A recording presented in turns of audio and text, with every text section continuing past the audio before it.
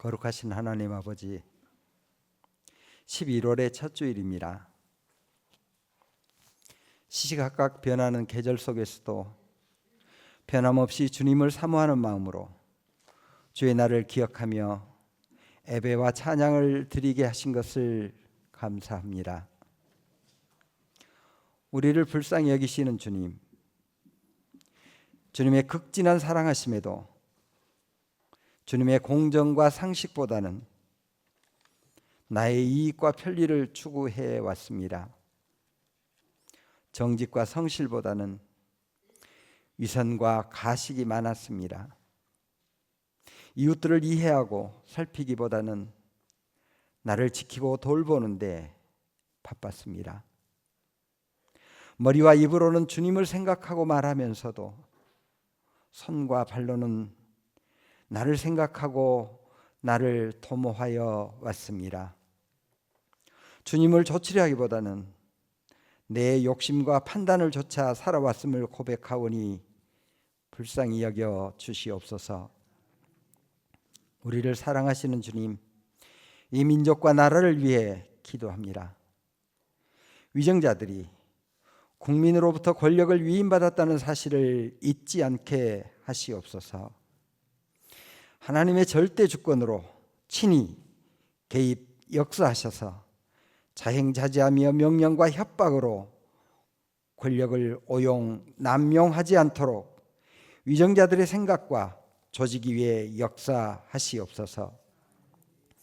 거짓과 이선으로 진실을 왜곡하고 여론을 조작하여 선전선동하는 어둠의 세력들이 세상을 어지럽히고 있습니다. 출애굽 후에 수르 광야를 지나던 이스라엘 백성들에게 마라의 샘물을 단물로 변화시켜 마실 수 있게 만드신 것처럼 이 땅에 먹을 수 없는 마라의 샘물들을 물리쳐 주시옵소서. 또한 시민들이 깨어서 이 민족의 역사를 지켜 나갈 수 있도록 연대하며 책임을 묻게 하시옵소서. 경쟁과 효율을 앞세운 세상 사람들의 욕망을 위해 기도합니다. 광주의 학동과 화정동에서 파리바게트가 속해 있는 제빵 공장에서 삼표산업 양주 채석장에서 경기도 광주 고속도로 공사장에서 한강 월드컵 대교 설치 작업 중에 남양주 아파트 옥상에서 대구 아파트 건설 현장에서 부산 아파트 도장 공사 중에 용인 아파트 주차장에서 날마다 곳곳에서 속도와 능률을 앞세운 돈이라는 욕망 앞에서 우리의 이웃들이 무참히 죽어가고 있습니다. 욕심이 잉태한 즉 죄를 낳고 죄가 장성한 즉 사망을 낳느니라는 주님의 말씀이 진노의 칼이 되어 경각심을 갖게 하시옵소서.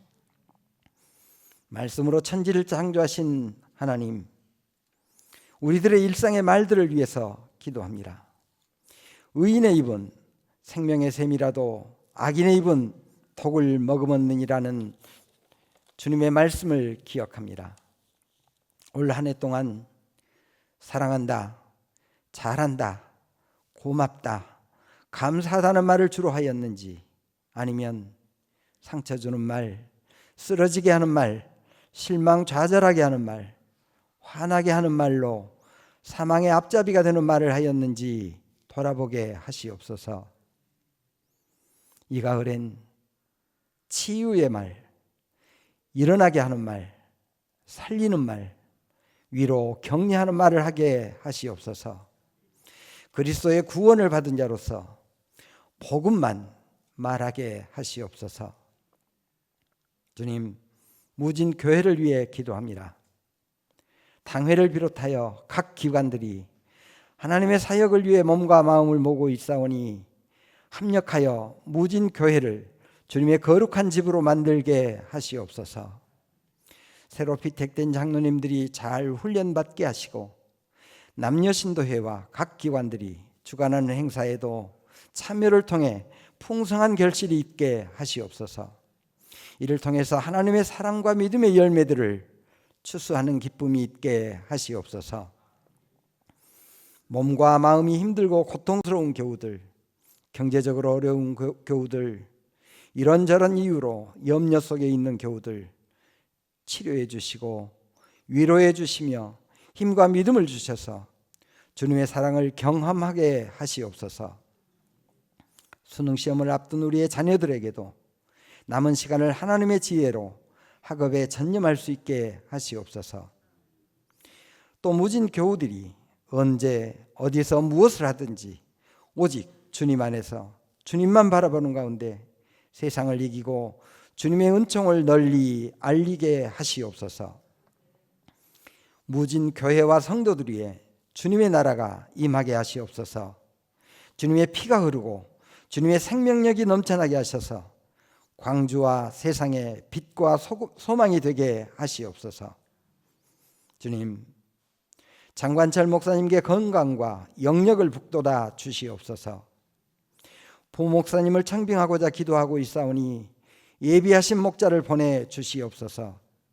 오늘 목사님을 통하여 주시는 주여 우리를 불쌍히 여기소서라는 제목의 말씀을 통해 맑은 눈을 뜨게 하셔서 하나님의 지혜를 깨달아 그리스도에게 속한 사람들로 하나가 되게 하시옵소서. 이제 시작하는 시간이 옵니다. 예배위원들은 묵묵한 수고를 축소하여 주옵소서. 성가대의 찬양하는 마음과 목소리를 기쁘게 받아주시고 칭찬하여 주시옵소서. 주님께 예배드리는 이 시간 교우들 모두에게 소중하고 거룩한 시간이 되게 하시옵소서. 말씀의 권세로 세상을 이기시는 예수 그리스도의 이름으로 기도 올리옵나이다. 아멘. 마태복음 20장 29절부터 34절까지 교독하겠습니다. 그들이 여리고에서 떠나갈 때에 큰 무리가 예수를 따르더라. 맹인 두 사람이 길가에 앉았다가 예수께서 지나가신다 함을 듣고 소리질러 이르되 주여 우리를 불쌍히 여기소서 다윗의 자손이여 하니 무리가 꾸짖어 잠잠하라되 더욱 소리질러 이르되 주여 우리를 불쌍히 여기소서 다윗의 자손이여 하는지라.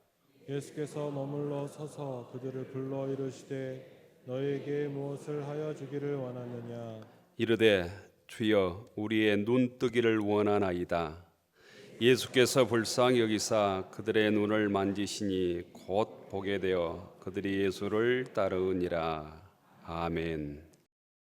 말씀 전하기 전에 이태원 참사 희생자들을 위해서 저희들 함께 기도하고 말씀 나누도록 하겠습니다. 함께 기도 올리십시다.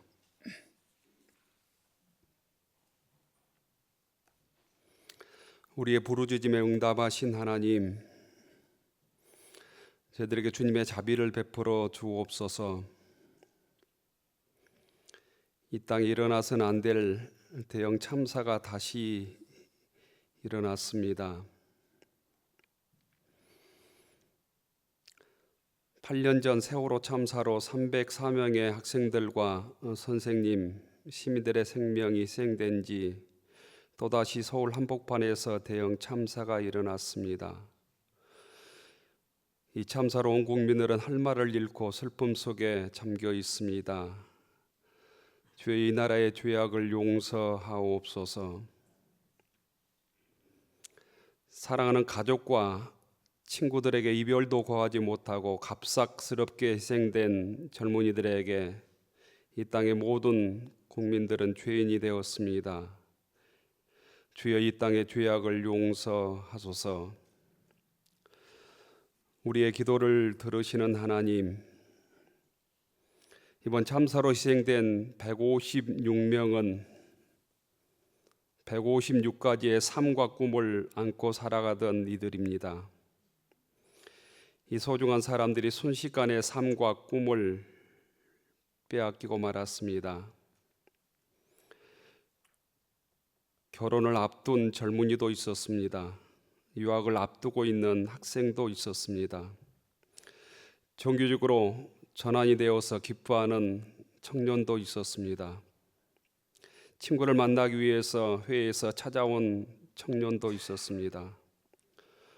오랜만에 가족들과 나들이 나온 사람도 있었고 한부모 가정의 외동인 사람도 있었습니다.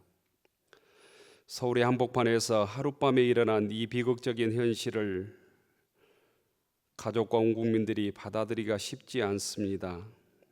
우리를 이루하시는 하나님, 국민의 생명을 보호하지 못한 국가의 잘못을 용서하옵소서.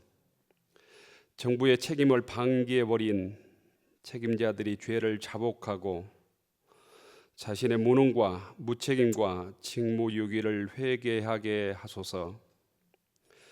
젊은이들의 생명을 지키지 못한 어른들의 잘못을 용서하옵소서. 참혹한 인재인 이번 참사를 겪으며 국가의 책임을 맡은 자들이 자신의 책임을 다하게 하옵소서.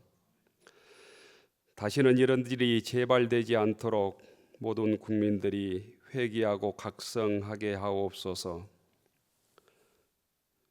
공의의 한량 없으신 하나님, 받아들일 수 없는 참사로 사랑하는 사람을 잃고 헤아릴 수 없는 절망에 빠진 이들을 용서하옵소서. 쏟아진 물처럼 퍼져버리고 뼈마디가 모두 어그러진 사람들, 마음은 촛농처럼 녹아내리고 기력은 농이처럼 말라버린 유가족들의 상실감과 아픔을 주여 위로하옵소서. 주님의 위로의 영으로 상처와 아픔을 감싸 주시옵소서.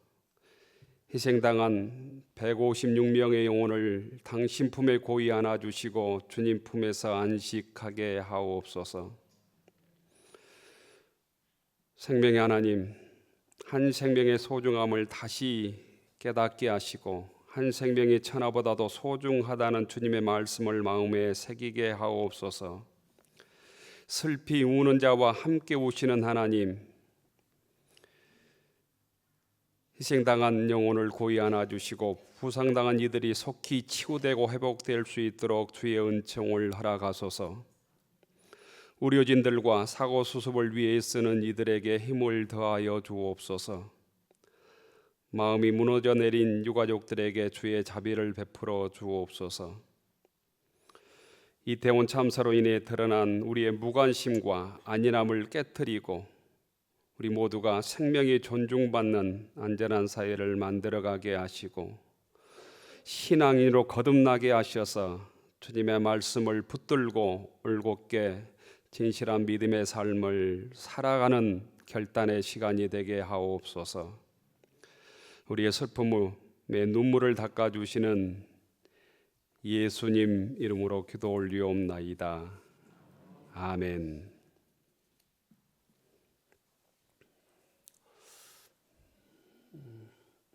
겨울이 이미 시작되었습니다.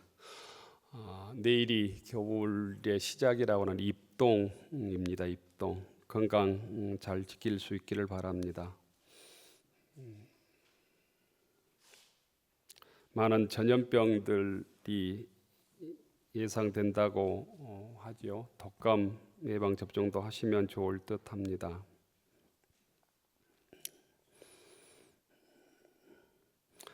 이태원 참사로 온 국민들이 슬픔에 빠져 있고 또 분노와 또 이 나라가 국가인가 뭐 이게 나라인가 이런 팻말도 많이 보입니다. 국가가 무엇인가, 정부는 무엇을 하는 기관인가 다시 묻게 됩니다. 이태원 참사의 안타까운 희생자들의 사연들도 계속 알려지고 있습니다. 민주주의에서 국가는 국민의 생명을 지키는 일이 국가가 해야 될 첫 번째 일이고 사명입니다. 국민들이 안전하게 생활할 수 있도록 질서를 유지하는 일, 이게 국가의 첫 번째 사명입니다. 이 정부는 가장 중요한 국민을 지키는 일, 국민의 생명을 지키는 일들을 방기한 느낌입니다. 또한 국민들 앞에서 너무 오만하고 뻔뻔하다 이런 생각들을 참 많이 하게 됩니다. 국민들에게 참 너무 무리하다. 국민에 대한 기본적인 예의가 없다 이런 생각도 많이 합니다. 국민들을 통치의 대상 또 잠재적인 범죄자로 보고 있는 것 아닌가 이런 생각합니다. 이런 계기를 통해서 진실로 참회하고 또 잘못을 찾고 잘못이 있으면 잘못을 구하고 국민들을 하늘처럼 섬기는 정부와 위정자들이 되었으면 좋겠습니다. 이 슬픔 속에 또 10일 만에 광산 광부들이 매몰된 경상북도 봉화에서 10일 만에 생환한 두 사람의 기적 같은 일도 있었습니다. 얼마나 감사한 일인지 모릅니다. 한 생명은 그만큼 귀한 것이고 정말 10일 동안 안타깝게 생사를 모르고 간절한 삶을 기원했던 그 가족들의 기쁨이 얼마나 컸을까 이런 생각을 하게 됩니다. 이런 일들을 통해서 생명의 소중함과 함께 신앙생활한 교우들의 소중함도 다시 확인하는 교우들이 되었으면 좋겠습니다. 지난 주일이 종교개혁 주일이었습니다. 종교개혁 주일을 맞아서 우리의 신앙들을 다시 점검하고 잘못된 비만의 어떤 신앙의 부정적인 모습들, 잘못된 모습들을 정화하는 계기가 되었으면 좋겠습니다. 지난주에 제가 말씀을 전하면서 잘못 전한 것이 있었답니다. 종교개혁자들이 종교개혁 당시에 유행하는 멜로디에 신앙적인 가사를 붙여서 찬송가를 만들고 불렀습니다. 종교개혁자들은 그 당시 유행하는 노래 가락에 신앙적인 가사를 붙였습니다. 지금으로 얘기하면 개사곡 같은 것을 의미합니다. 그런데 이것을 제가 반대로 얘기를 했다고 그래요. 기억하고 있는 분이 있는지 모르겠습니다. 우리 김원규 목사님이 저한테 바로 잡아줬습니다. 목사님이 전하려고 하는 얘기를 반대로 얘기했습니다. 유행가 곡조에 가사를 붙였다라는 거예요. 지금으로 얘기하면 마틴 루터가 곧 작사한 유명한 찬송가가 585장 내주는 강한 성이요입니다. 이 노래의 멜로디 가락은 그 당시에 유행했던 독일 민요라고 전해집니다. 마틴 루터는 시편 46편을 읽고 감동을 받아서 이 찬송을 작사했다고 합니다. 그런 부분에서 하나님의 복음의 능력들을 세상 문화에 접목시켜서 전하는 일들은 곧 우리 개혁교회인들이 해야 될 일 중에 하나입니다. 곧 세상의 잘못된 문화를 기독교의 문화로 바꾸는 일들이 아주 중요하다라는 의미입니다. 종교개혁 주일이 지난 주일에서 한 가지 더 말씀을 좀 자세하게 드리려고 합니다. 1517년 10월 31일 마르틴 루터가 비텐베르그 성교회 95개 교회 소위 반박문 논제를 게시했는데 이 날짜와 장소가 모두 이번 참사가 일어난 할로윈데이 곧 만성절과 관계가 있습니다. 비텐베르그 성교회의 정식 교회 명칭이 비텐베르그 만성교회입니다. 비텐베르그 만성교회, 올 세인트스 처치인 비텐베르그입니다. 10월 31일은 종교개혁일인데 마르틴 루터가 왜 그날 이 비텐베르그 성당에 95개의 반박문을 붙였는가? 그 이유도 만성절과 관계가 있습니다. 10월 31일은 로마 카톨릭 교회에서는 만성절 전날입니다.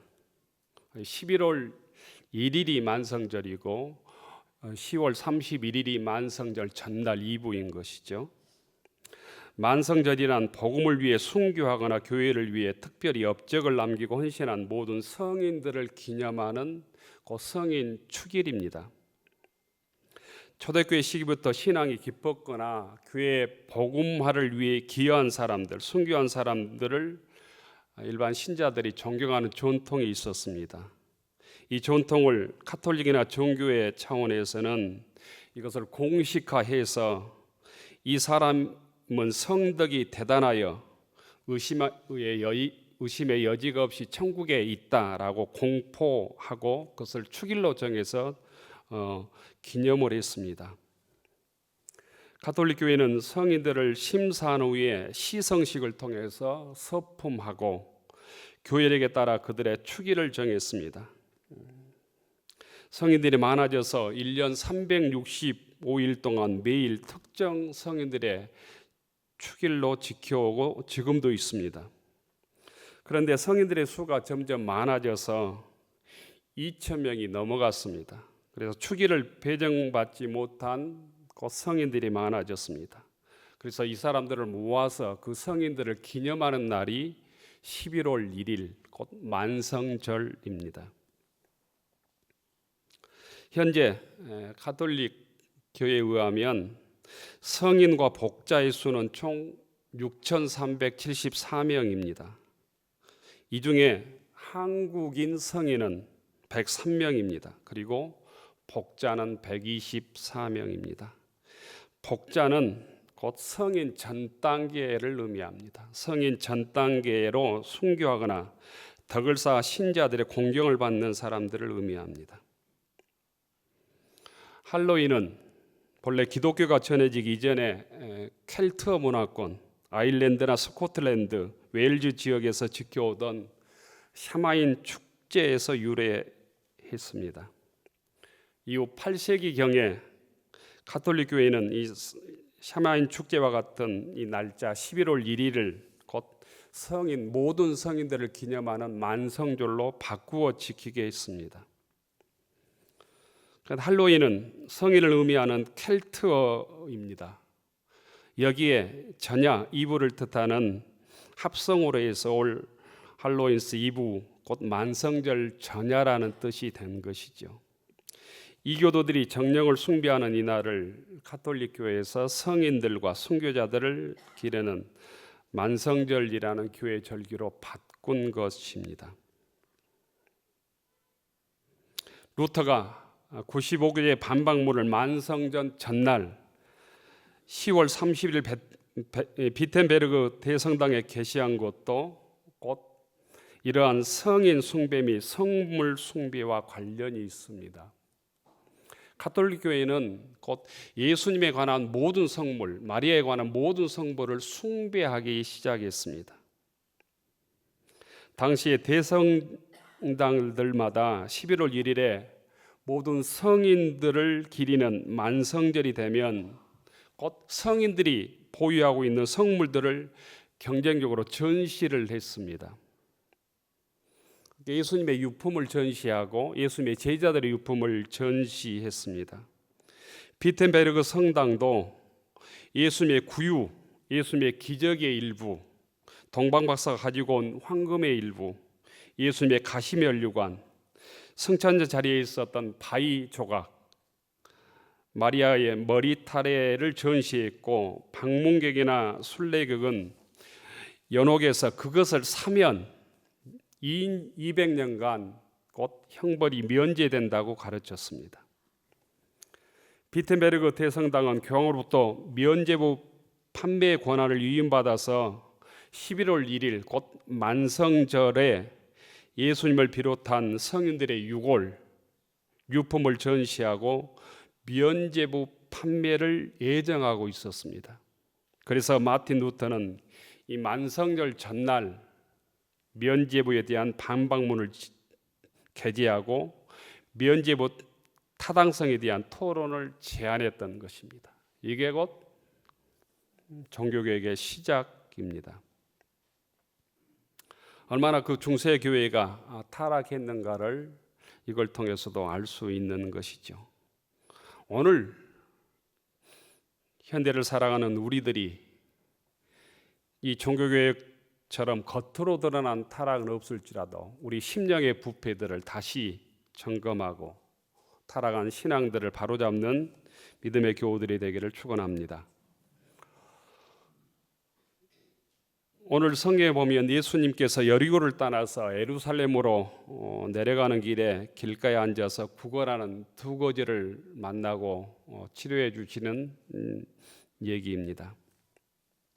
두 거지는 그런데 맹인, 소위 소경이었습니다. 마가복음에 보면 한 거지의 맹인의 이름이 나와 있습니다. 바디메오라고 이름이 나와 있습니다. 맹인 두 사람은 소망 없는 하루하루를 보내고 있었던 것이죠. 그들이 좋은 직장을 구할 수 있었겠습니까? 아니면 결혼을 꿈꿀 수 있었겠습니까? 좋은 집을 가진다든지 하는 그런 것은 꿈에 상상할 수도 없었을 것입니다.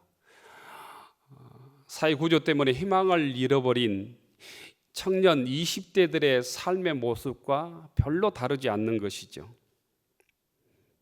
직장을 구하고 집을 구한다는 게 곧 그림의 떡이었을 수도 있을 것 같습니다. 두 거지에게 가장 운수 좋은 날은 동정 많은 사람을 만나서 동전 몇 푼을 더 얻어서 배가 터지도록 쌀밥을 먹고 고깃국 먹는 것이었을 것입니다. 그런데 어느 날 예수님께서 자기 앞을 지나가는다는 소식을 들었습니다. 많은 불치병을 고쳐주시고 병자를 치료해 주신 예수님께서 자기 앞을 지나가신다는 소식을 듣게 되는 것이죠. 문둥병자가 나았고 귀신이 나가고 소경이 눈을 뜨고 바다가 잔잔해지고 5천 명이 먹고도 12강주를 남겼던 예수님께서 내 앞을 지나가신다는 소식을 듣게 된 것입니다.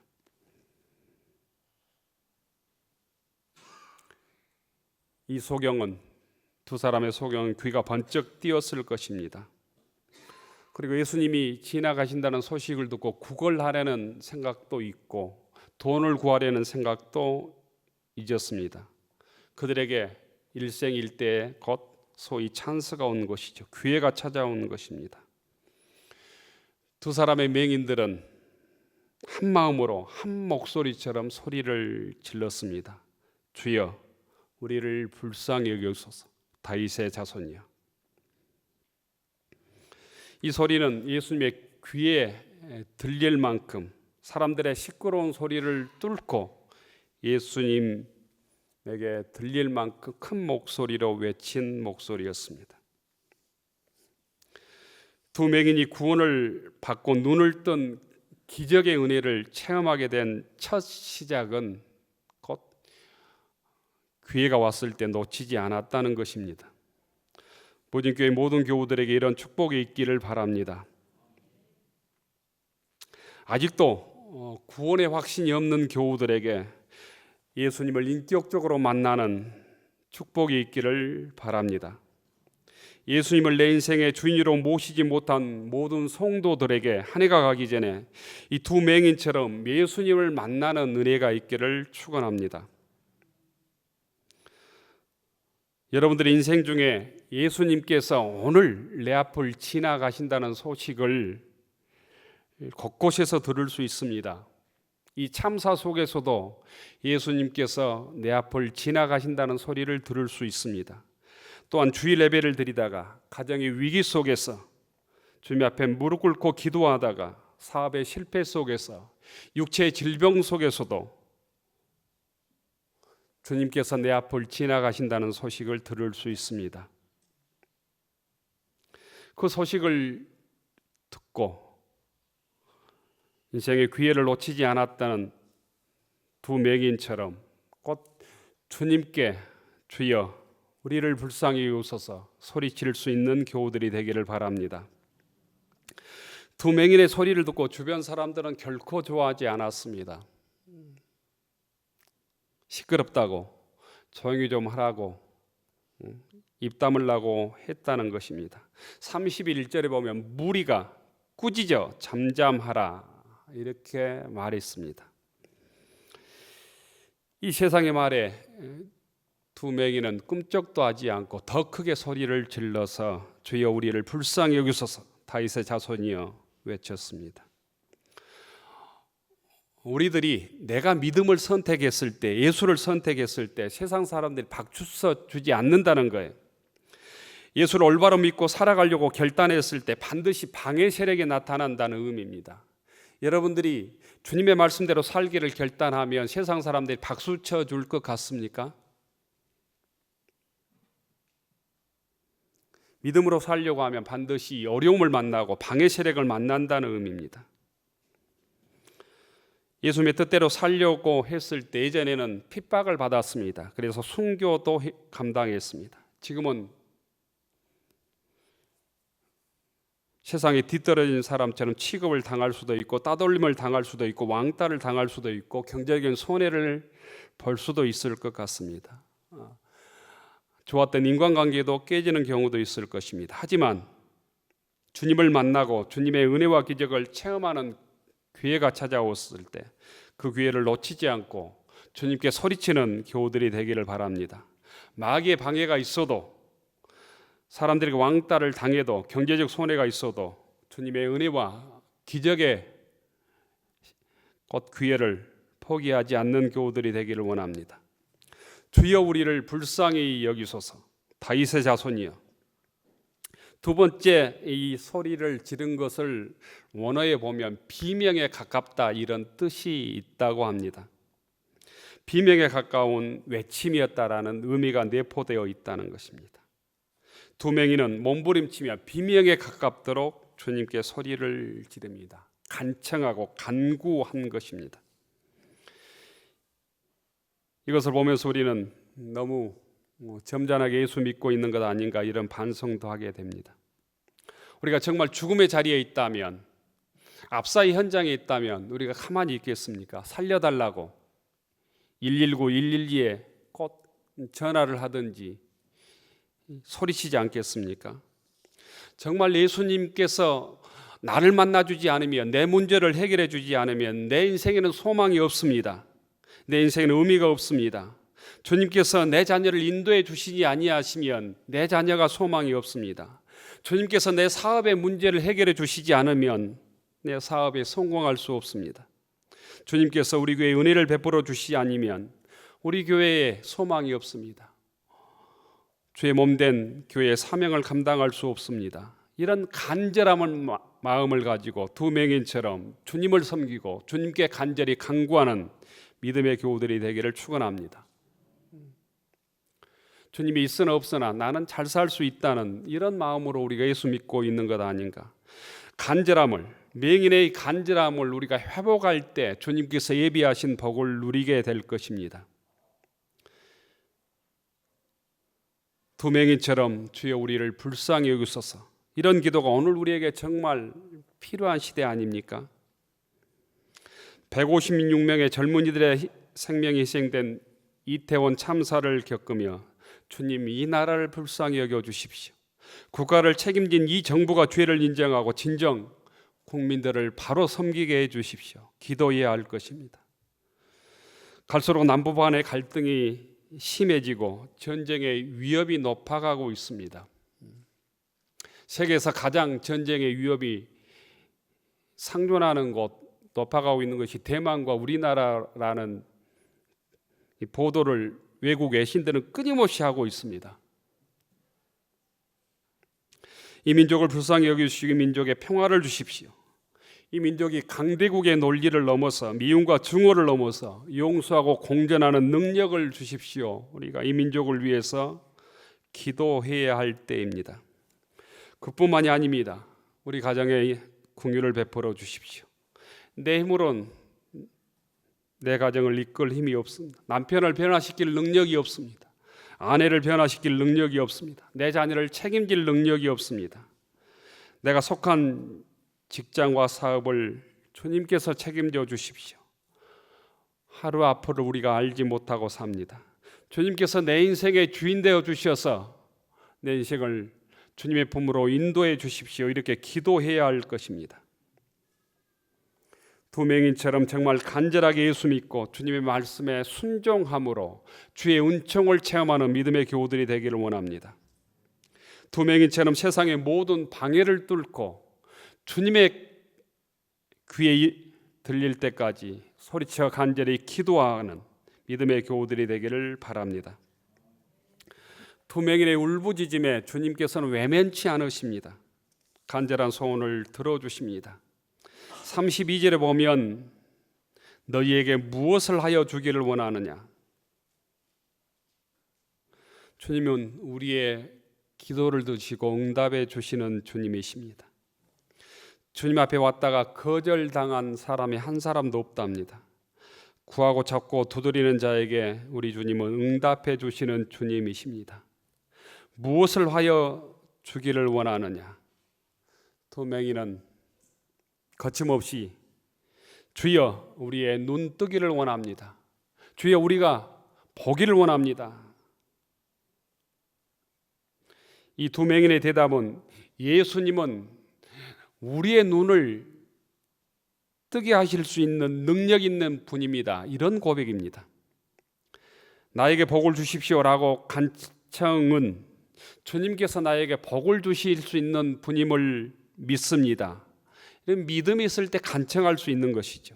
하나님 내 병을 고쳐주십시오라고 기도할 수 있는 것은 당신은 내 병을 고쳐줄 수 있는 능력이 있는 분입니다 라는 신앙 고백이 전제되어 있습니다.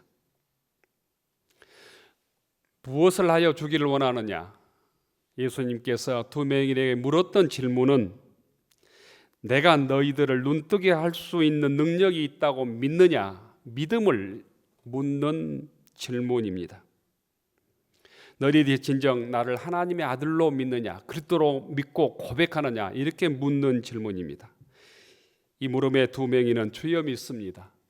내가 주님이 그리스도임을 믿고 예수님께서 우리의 눈을 뜨게 하실 능력 있는 하나님의 아들임을 믿습니다. 이렇게 고백하는 말이 주여 눈 뜨기를 원합니다. 내가 보기를 원합니다.